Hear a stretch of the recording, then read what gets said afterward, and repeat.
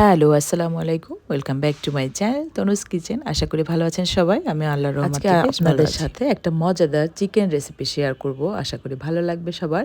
আর রেসিপিটি যদি ভালো লেগে যায় অবশ্যই আমার চ্যানেলটি ফলো করে আমার সাথে থেকে যাবেন। আমি এখানে কিছু ব্রয়লার চিকেন দিয়ে দিয়েছি।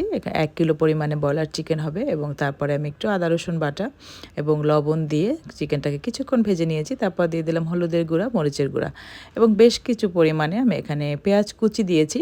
পেঁয়াজ বাটা দেওয়ার তেমন কোনো প্রয়োজন নাই। চাইলে আপনারা পেঁয়াজ বাটাটাও দিতে পারেন। এটা একদম আপনাদের চয়েসের উপর ডিপেন্ড করবে। আমার মনে হয় পেঁয়াজটা গলে যায়, কারণ চিকেনটা আমি একদম কষিয়ে রান্না করব। এই চিকেনটাতে আমি তেমন কোনো পানি ব্যবহার করব না।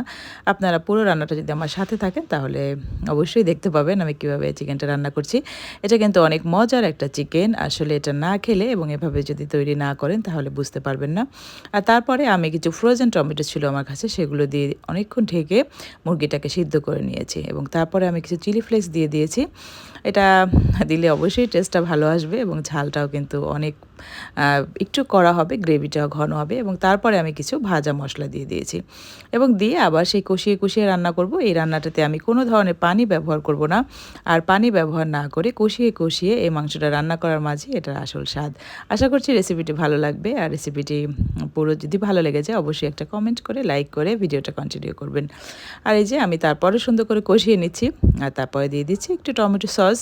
আসলে টমেটো সস কিন্তু একটা কি বলবো, এটা একটা সিক্রেট ইনগ্রেডিয়েন্টস রান্নাকে মজা করার জন্য। এটার মধ্যে যে এতটা স্বাদ লুকিয়ে আছে এটা আমরা আসলে না দেয়া পর্যন্ত বুঝতে পারি না। এটা এতটা আপনার রান্নার স্বাদটাকে একটা অন্য লেভেলে নিয়ে যায় এবং রান্নার কালার থেকে শুরু করে এটার চেহারা থেকে শুরু করে সব কিছু, হ্যাঁ? তো তারপরে কিন্তু আমি চিকেনটাকে বাগার দিয়ে দিয়েছি পেঁয়াজ দিয়ে সুন্দর করে, আর কিছু না, শুধু নর্মাল পেঁয়াজ দিয়ে। আর দেখুন চিকেনটাকে দেখতে কিন্তু অনেক লোভনীয় লাগছে। তো আমার চিকেন রান্নাটা কিন্তু এখনও শেষ হয়নি। আমি কিন্তু তারপরেও কষিয়ে সুন্দর করে রান্না করে নিচ্ছি। আর মাশাআল্লাহ দেখতে কিন্তু অনেক লোভনীয় হয়েছিল। তো আমার কষানোটা মোটামুটি শেষ এবং রান্নাও অলমোস্ট কমপ্লিট এবং তারপরে আমি এটা দ্বিতীয় স্টেপটা করব। দেখুন দেখতে কি লোভনীয় লাগছে মাশাআল্লাহ। এবং তারপরে আমি কিছু ক্যাপসিকাম দিয়ে দিচ্ছি। আর এগুলো আমার কাছে ফ্রোজেন করা ক্যাপসিকাম ছিল। আসলে এই চিকেনটা আপনারা নান রুটি এবং পরোটা, লুচি, তারপরে পোলাওর সাথে খেতেও ভালো লাগবে। এটা কিন্তু ভাতের সাথে খেতে তেমন একটা ভালো লাগবে না। যেহেতু আমি এখানে ক্যাপসিকাম তারপরে একটু পেঁয়াজ দিয়ে দিয়েছি কিউব করা।